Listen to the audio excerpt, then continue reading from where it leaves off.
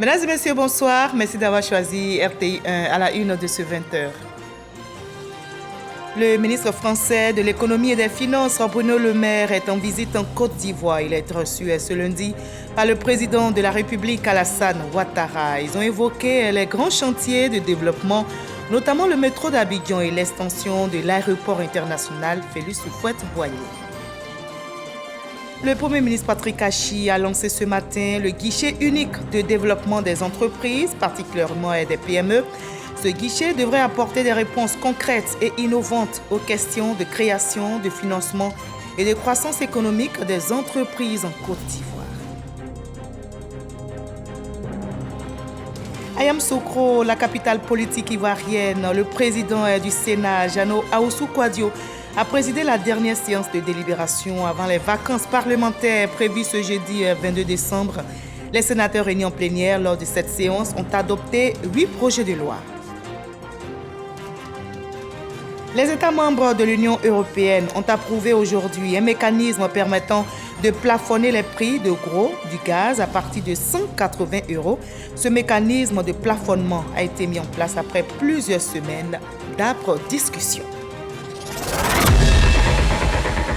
Soyez les bienvenus sur RTI1. L'axe Yamoussoukro-Paris se renforce.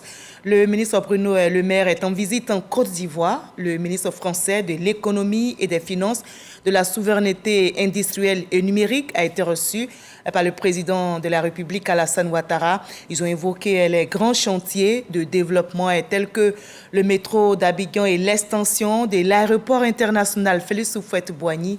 Jérôme Kofi Aboulin pour le reportage. Une présence bien au-delà d'une simple visite. Elle vient plutôt dans le sens d'une rencontre avec pour objectif de poursuivre la promotion de la coopération entre la France et la Côte d'Ivoire. Bruno Le Maire n'en dit pas le contraire.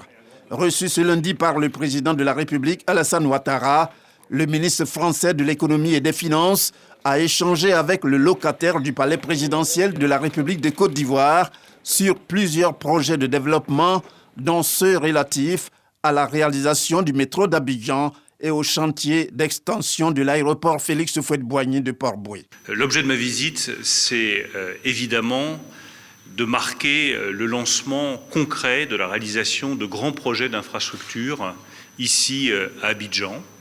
Le métro, auquel nous attachons avec le Premier ministre Patrick Achi une importance toute particulière, et le projet d'extension de l'aéroport. Le métro, c'est un des plus grands projets d'infrastructure du continent.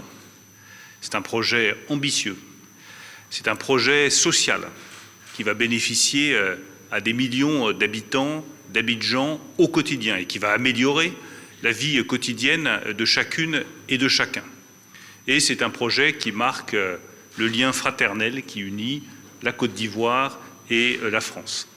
Je sais que toutes les autorités ivoiriennes se sont beaucoup investies sur ce projet, qu'elles y ont mis leurs compétences, leur énergie, leur détermination.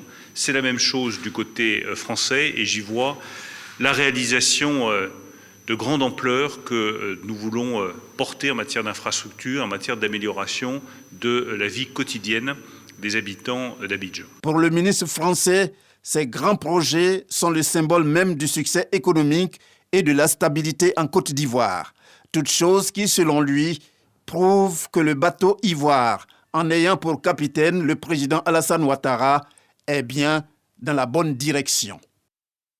Le ministre français de l'économie et des finances et de la souveraineté industrielle et numérique, Bruno Le Maire, s'est aussi entretenu avec le Premier ministre Patrick Achi. Les deux personnalités ont eu un tête-à-tête ce lundi à la primature. La coopération ivoiro-française dans divers domaines était au menu de cette rencontre. Et la Côte d'Ivoire est au travail. Le guichet unique de développement des entreprises, particulièrement des PME, est lancé. Le Premier ministre Patrick Achi a présidé ce matin même la cérémonie officielle. Ce guichet vient apporter des réponses concrètes et innovantes aux questions de création, de financement et de croissance économique des entreprises dans notre pays. Herman Guivet pour le reportage. Accompagnement, accès au financement, plus de compétitivité. Voici ce que promet le guichet unique de développement aux entreprises de Côte d'Ivoire et en particulier aux PME. Créé le 26 janvier 2022, le guichet unique de développement des PME entre désormais dans sa phase opérationnelle. La cérémonie officielle de lancement de ce guichet unique, présidée par le Premier ministre Patrick Achi. Le GUIDSI est la matérialisation de la volonté politique affichée par son Excellence, Monsieur le Président de la République, de renforcer la compétitivité de nos régions par un environnement des affaires plus favorable et attractif. Car à terme, le guichet a appelé à ouvrir des bureaux dans chacune des régions du Côte d'Ivoire. Grâce à la synergie d'action entre ces deux filiales, accompagnement et garantie, le GUIDSI apporte la réponse aux besoins de centralisation et de coordination de l'offre de services et d'accompagnement, ainsi que de financement des investissements et de fonds de roulement des entreprises. Le rôle stratégique confié au GUIDSI est de favoriser l'innovation, l'amorçage, le développement, la conquête des marchés extérieurs en contribuant à l'accompagnement des entreprises, à la facilitation de leurs accès au financement et à l'obtention des garanties. Au nom du ministre de l'Économie et des Finances, le ministre du Budget et du Portefeuille de l'État, Moussa Sanogo, a présenté les multiples avantages qu'offre ce guichet unique pour les petites et moyennes entreprises. On aura une unicité de points de contact, la transparence du processus, donnant à l'entrepreneur une meilleure visibilité sur l'accompagnement et le financement auquel il peut prétendre. C'est donc une plateforme numérique unique qui servira de soutien à de multiples services aisés à appréhender par l'entrepreneur. Ce point de contact unique permettra également la création d'une relation de confiance entre l'État et l'entrepreneur. Les différentes aides de l'État seront donc mieux coordonnées et un accompagnement dans la durée pourra être mis en place. Excellences, Monsieur le Premier ministre, Mesdames et Messieurs, le GUID PME est de notre point de vue une excellente nouvelle pour le contribuable et le citoyen ivoirien. Sur les enjeux de la mise en place de ce guichet, le Premier ministre Patrick Achi s'est exprimé. Il rassure les PME, leurs attentes et inquiétudes seront prises en compte à travers ce guichet. Seul dans un environnement, rechercher un cabinet, trouver des ressources pour payer ce cabinet, pour se former, avoir accès à une technologie, chercher un partenaire dans un environnement complexe au niveau des affaires n'est pas facile. Et l'État estime que dans ce contexte où nous sommes, où l'entreprise privée en particulier, mais la PME spécifiquement est déterminante, l'État doit accompagner ce processus. Cette structure est donc fondamentale. C'est elle qui véritablement va être la porte d'entrée. L'entreprise qui vient doit d'abord trouver dans ce guichet des gens qui savent de quoi entreprises parlent, quel que soit le secteur d'activité concerné. La structure de garantie, elle est destinée à être l'interlocuteur quelque part des banques pour dire, écoutez, cette entreprise, on a regardé tout ce qui pouvait donner de l'assurance et on estime que nous, État, pouvons lui donner la garantie. Dans le concept d'accompagnement, c'est de faire des très petites PME, des PME, des grandes entreprises et des grandes entreprises, bien sûr, celles qui peuvent aller plus loin, n'ont plus besoin naturellement du GUID et peuvent directement au niveau des banques collaborer pour être de grandes entreprises, de véritables multinationales. Réduire le nombre d'interlocuteurs, aplanir les difficultés rencontrées par les PME et autres entreprises, ce guichet est créé pour agir auprès des PME depuis leur création et tout au long de leur croissance. Les acteurs du secteur informel ne sont pas oubliés. Le gouvernement s'active pour l'autonomisation financière de la jeunesse. Le Premier ministre, lors de sa visite à Bondiali dans la région de la Bagoué, a remis des chèques à plus de 600 jeunes. Ils ont reçu chacun 250 000 francs CFA. Et ces cérémonies de remise de fonds se poursuivront dans d'autres localités du pays. 65 000 jeunes en seront bénéficiaires, nous rapporte Franck Quadio. La Bagoué Bondiali, la capitale, et plusieurs localités des 6 zones frontalières proches du Burkina Faso et du Mali sont touchées par la question de l'emploi des jeunes. Soit vous entreprenez, ou bien vous êtes peut-être un jeune, vous êtes dans la fonction publique, ou bien vous entreprenez. En dehors de cela, c'est l'emploi clandestin. Après le lancement, le 22 janvier dernier, par le gouvernement du Fonds d'appui aux acteurs du secteur informel FACI à Touba, la phase opérationnelle s'amorce à Bondiali. C'est la raison de la présence de plusieurs membres du gouvernement aux côtés du Premier ministre Patrick Achi. Touré Mamadou, à charge de l'insertion professionnelle, situe le contexte de la cérémonie du jour. Après bientôt un an, ce sont 17 205 jeunes qui sont en activité sur l'ensemble des 6 régions. Actuellement, depuis donc le 16 novembre 2022, dans le cadre du programme pour les bénéficiaires des associations villageoises d'épargne et de crédit, 3000 jeunes ont été sélectionnés dans près de 120 villages sur l'ensemble de ces régions. Et d'ailleurs, les promoteurs nous disent qu'ils pourraient donc doubler ce nombre à 6000 jeunes. La cérémonie de ce jour vise l'un des programmes, les populations des villes et villages frontaliers donc avec le Mali et le Burkina. Et après donc cette activité dans les autres régions, dans le Boukani, le Poro, le Denguélé, le Foulon, des remises se feront donc pour les bénéficiaires. Un apport certain pour ces jeunes nécessaire au démarrage de leurs activités. Les bénéficiaires de l'étape de Boundiali sont soulagés. Leur porte-parole, Koné Amadou, tient à rassurer. Les fonds seront utilisés à profit et à raison. Certains ont même des idées claires, des activités à mener. D'abord, je vais faire comme on appelle. Je vais chercher un frigo, vendre un peu de trucs dedans, poissons. C'est un réconfort moral et ça nous laisse croire que le gouvernement, le pays ne nous a pas oubliés. Un état d'esprit encouragé par le chef du gouvernement. Patrick Kachi a tenu à lui rappeler la jeunesse a une grande responsabilité dans le renforcement du climat de paix, source de richesse pour tous. Ce sont donc près de 65 000 jeunes qu'il est prévu d'aider en 3 ans, 2022, 2023, 2024.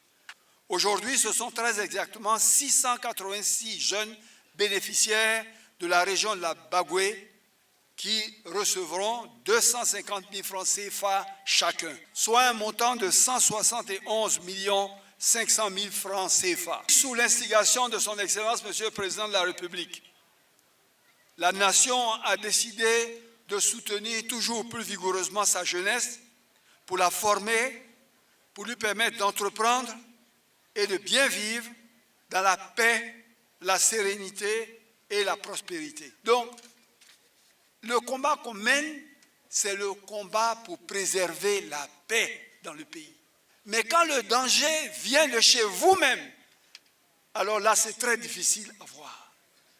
Et ce sont ces méthodes-là que quelquefois, ceux qui veulent mettre en péril votre pays, votre nation, donc mettre en péril votre famille et votre vie, ce sont ces méthodes-là qu'ils utilisent. Ils utilisent des jeunes qui sont déjà dans la ville, qui sont déjà dans la région. Ne laissez pas quelqu'un gâcher votre vie, gâcher votre avenir.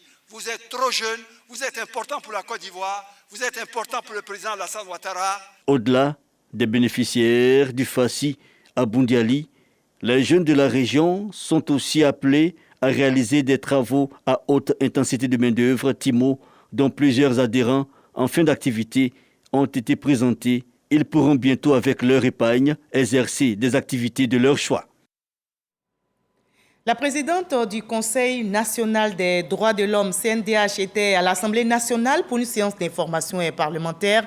Namizata Sangari a présenté son rapport annuel 2021 aux députés et ce rapport aborde les sujets en lien avec les droits civils, politiques, économiques, socio-culturels. Il met en lumière les acquis, les difficultés, les perspectives et énonce des recommandations pour l'amélioration des droits de l'homme dans notre pays. Konaté Moussa. Séance d'information parlementaire avec la présidente du Conseil national des droits de l'homme. Namizata Sangari présente le rapport annuel 2021 de son institution conformément à la loi. Le Conseil national des droits de l'homme élabore un rapport annuel sur l'état des droits de l'homme ainsi qu'un rapport d'activité présenté au président de la République, au président de l'Assemblée nationale, au président du Sénat.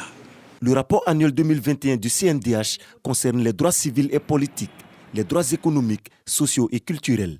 L'enquête réalisée sur la satisfaction du droit à la santé établit qu'en zone rurale, 80% des populations interrogées affirment parcourir en moyenne plus de 5 km pour se rendre dans un établissement sanitaire public. Le mauvais état des routes ne facilite pas l'accès des populations à ces structures.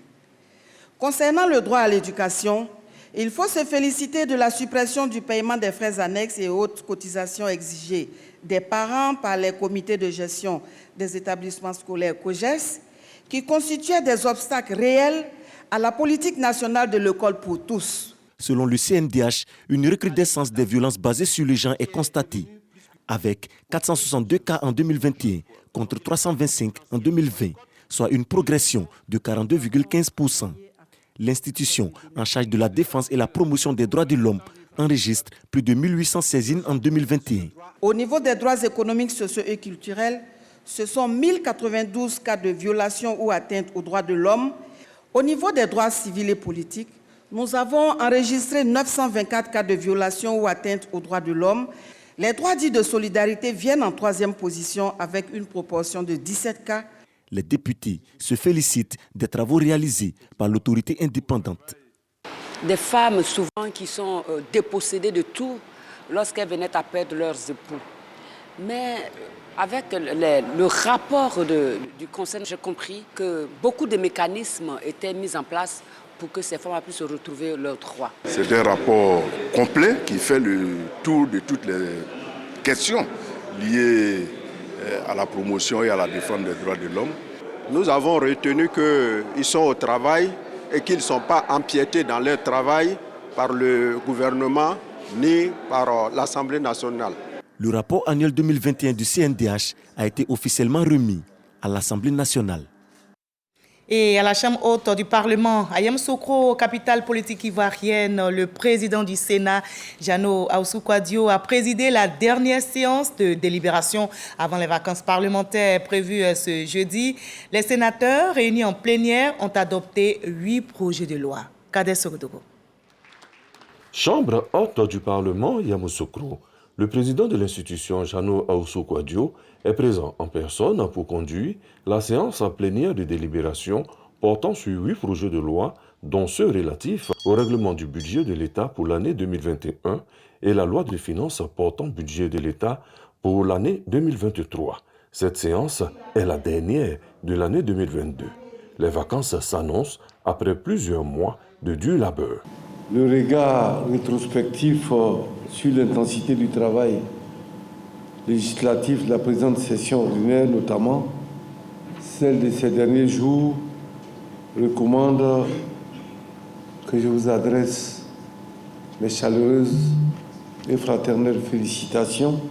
Nous sommes la Benjamine des institutions, mais grâce à votre investissement personnel, à votre compétence, à vos expériences, à votre apport au Sénat, aujourd'hui notre institution connaît les résultats que nous apprécions tous. Depuis le Sénat, la Chambre des sages, au moment où pointent les vacances, Jeannot Ahoussou-Kouadio a tenu à relever et saluer l'implication de l'opposition ivoirienne dans toutes les activités du Sénat ayant attrait à la vie de la nation.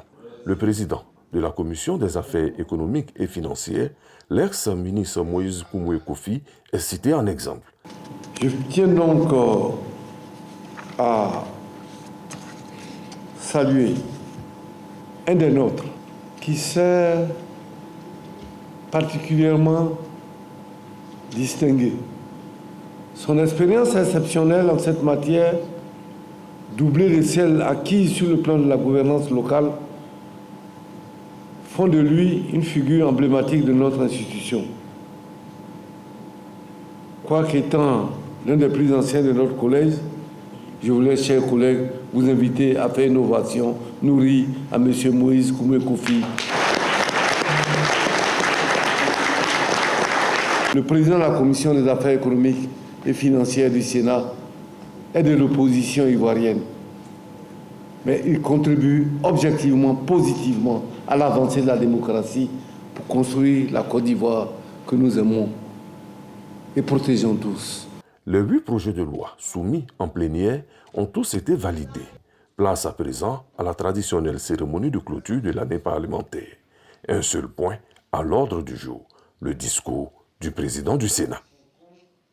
Et vous le savez aussi, le budget de l'État de Côte d'Ivoire pour l'année 2023 s'élève à plus de 11 000 milliards de francs CFA. Il a été approuvé par la Commission des affaires économiques et financières du Sénat. Après 4 jours de débat, les membres du gouvernement se sont succédés devant les sénateurs pour défendre leur budget.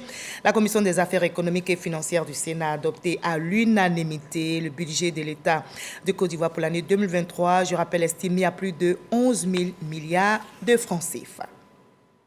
À présent, cette question: comment assurer une production de qualité et suffisante des produits vivriers? Le ministère d'État, ministère de l'Agriculture et du Développement rural, en fait sa préoccupation majeure. Le ministre d'État, Kobena Kwasi Adjumani, et son équipe viennent justement de mettre en place un fonds pour stimuler, soutenir les chaînes de valeur vivrières. Montant du financement disponible, 135 milliards de francs CFA. Et le but est clairement affiché: créer les opportunités d'investissement dans le secteur du vivrier. Lansini Bakayoko. Financé par la Banque mondiale, ce projet vise notamment la promotion du développement d'une agriculture durable, compétitive, résiliente et génératrice de revenus et s'inscrit dans le cadre du Programme national d'investissement agricole de deuxième génération, PENIA 2. En mettant en œuvre ce projet, nous apportons une réponse institutionnelle aux besoins d'encadrement et de financement des acteurs de la chaîne de valeur vivrière évoluant dans les zones d'exécution de ce projet. L'enveloppe de 135 milliards servira pour l'essentiel à subventionner plus de 400 sous-projets de promoteurs individuels, de groupements ou de coopératives, structurés ou non, et plus de 150 PME agricoles opérant dans les chaînes de valeur des cultures vivrières. Avec l'urbanisation de la Côte d'Ivoire, les populations devenant nombreuses, il faut produire avec des technologies innovantes pour nourrir cette population. Les interventions porteront entre autres sur les sous-secteurs du manioc, des produits horticoles et de l'aquaculture.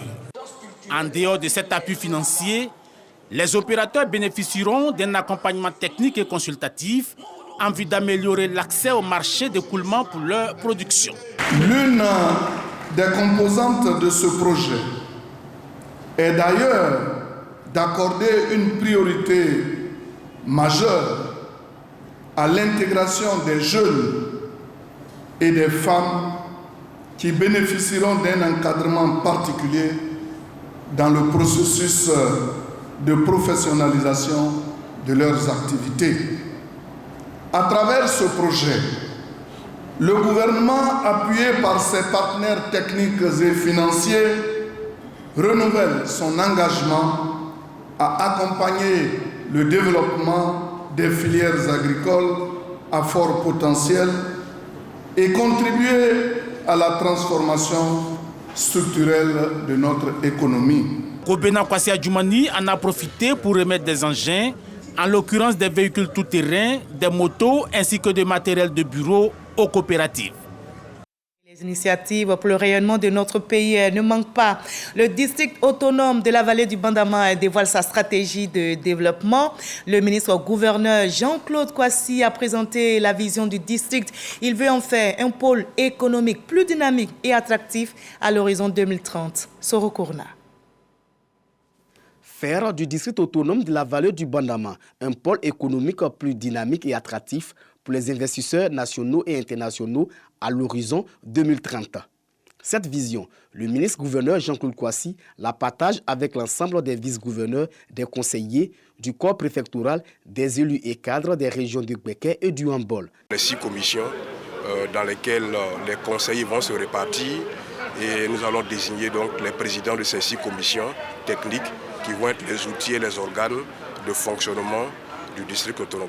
Pour les élus et cadres, le district vient comme un outil pour impulser une eau dynamique au développement déjà lancé par le président de la République, Alassane Ouattara. Nous comptons sur le conseil du district afin d'aider les conseils municipaux et de maire que je suis très heureux de la mise en place donc, de ce conseil pour pouvoir donc, nous aider à propulser le développement au plan local. On attend le développement à tout point de vue pour nos régions, pour nos départements, pour nos villages, pour tous les hameaux de Côte d'Ivoire qui doit pouvoir bénéficier véritablement de toute cette politique de développement que son Excellence, Monsieur le Président de la République, a bien voulu conduire. Convaincu des nombreuses attentes des populations, Jean-Claude Kouassi exhorte les conseillers à travailler avec détermination. C'est un processus qui est engagé, qui va se terminer à notre prochaine session. Nous travaillerons plus et nous travaillerons mieux quand tous les organes seront en place. Nous travaillerons avec plus d'efficacité, mais nous travaillons déjà. Le ministre-gouverneur appelle aussi à la paix et à la cohésion sociale. Le district autonome de la vallée du Banama est composé de 2 régions, 7 départements, 39 sous-préfectures, 19 communes et 907 villages. Le district autonome des lacs pense aussi au développement. Il a tenu sa session inaugurale et c'est Dimbokro qui a été choisi pour cette grande première marquée par l'adoption de 8 commissions chargées de concevoir les stratégies de développement sur le périmètre du district. Et la ministre-gouverneur Raymond Goudou-Kofi a présidé les travaux. Kader Sogodogo. Le district autonome des lacs, 3 régions, Ifou, Bélier et Nzi. Les forces vives ont convergé vers Dimbokro pour la session inaugurale du Conseil du district. Pour cette grande première, la tendance est à l'union. Ils sont issus de tous les partis politiques et ils ont un seul objectif, faire de ce nouvel instrument que constitue le district autonome le point de départ d'un développement local, dans une Côte d'Ivoire en perpétuelle mutation. Raymond Goudou-Kofi, ministre-gouverneur, est le fer de lance de ce nouveau départ qui ressemble à un rendez-vous avec l'histoire. Tout développement se construit dans un environnement apaisé. Je vous invite à prendre ensemble les engagements pour un environnement électoral apaisé en 2023.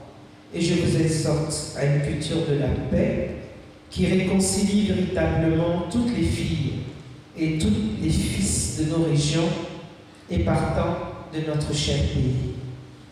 Que la paix soit visible dans nos comportements et dans nos actes. Pour bien faire les choses, les 33 conseillers présents sur 36 ont adopté au total 8 commissions. Tous les secteurs y sont. Emploi, économie, environnement, infrastructure, éducation, santé, culture, sport, sécurité, autonomisation et agriculture. Un regard particulier pour les femmes et les jeunes.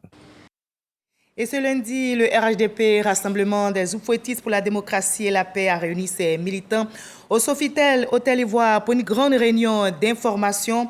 La rencontre a porté sur le mode de désignation des candidats du parti aux élections locales. Dans l'ensemble, le processus de sélection des candidats, selon ses premiers responsables, obéit à 4 principes généraux, à savoir la transparence, la cohésion, la discipline et la solidarité. Objectif visé par le RHDP, 0 candidature indépendante. Vous aurez le reportage de Sidonie Davila dans nos prochains journaux. L'actualité, c'est aussi la révision de la liste électorale sur l'ensemble du territoire. Je vous invite à voir maintenant les étapes de Tiasalé, Adiaké et Dimbokro. Opération révision de la liste électorale. À Tiasalé, dans la région de la Niébi-Tiassa, le secrétaire départemental Alpha Sanogo sillonne marchés et quartiers pour exhorter les militants à s'inscrire massivement sur la liste électorale. Le parti entend renforcer les actions de portée sociale. Mais ce changement qualitatif ne peut être possible que si le RHDP parvient à remporter les prochaines élections législatives. Alpha Sanogo invite donc les militants à se faire enrôler sur la liste électorale afin de préparer les élections à venir.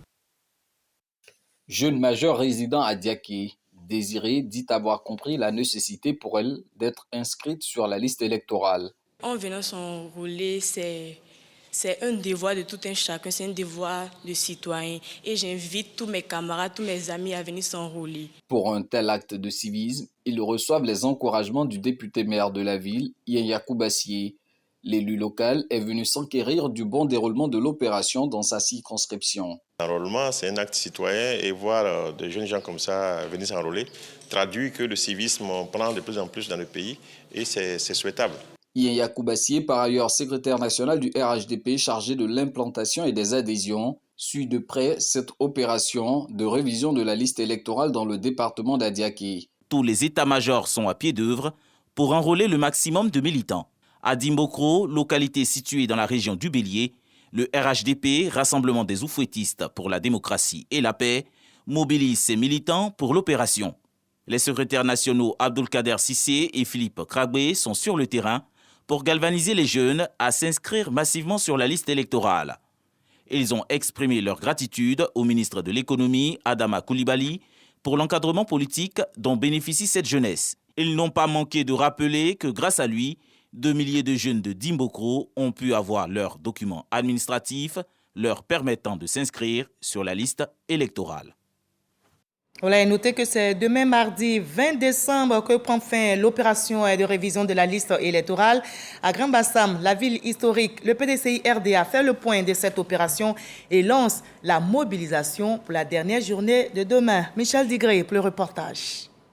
C'est ce mardi 20 décembre que prend officiellement fin l'enrôlement pour la révision de la liste électorale. À Grand Bassam, le PDCI RDA fait le point de 4 semaines de mobilisation des militants. Tous les militants du PDCI RDA et tous les présidents du comité de base, les présidents des sections, tout le monde, on s'est levé, main dans la main, on s'est battu pour que ce raisonnement puisse parler d'un bon esprit. Aujourd'hui, je dirais que la mobilisation au niveau des nouveaux majeurs s'est bien passée. À quelques heures de la fin de l'opération, les femmes de Grand Bassam réunies au sein de l'organisation Maman Ezalé sont invitées à mettre à profit le dernier jour pour convaincre les indécises. Vraiment, toutes les mamans qui ne sont pas encore enrôlées, qu'elles puissent aller s'enrôler, se faire enrôler pour 2023, qui n'est pas loin. On ne peut pas venir faire Maman Ezalé sans être sur la liste électorale. Donc tout le monde doit être sur la liste électorale. Philippe Ezalé, cadre du PDCI RDA, lance l'ultime appel. Mardi, c'est le 20. Hein. Celles qui ne sont pas encore enrôlées sur la liste électorale, là, allez vous faire enrôler. Parce que tu ne peux pas être une maman Ezalé et puis tu n'es pas sur la liste électorale. Vous avez compris? Donc je veux voir toutes les mamans Ezalé là sur la liste électorale. Jean-Philippe Ezalé a félicité les militants du PDCI RDA pour cette opération d'enrôlement sans incident à Grand Bassam.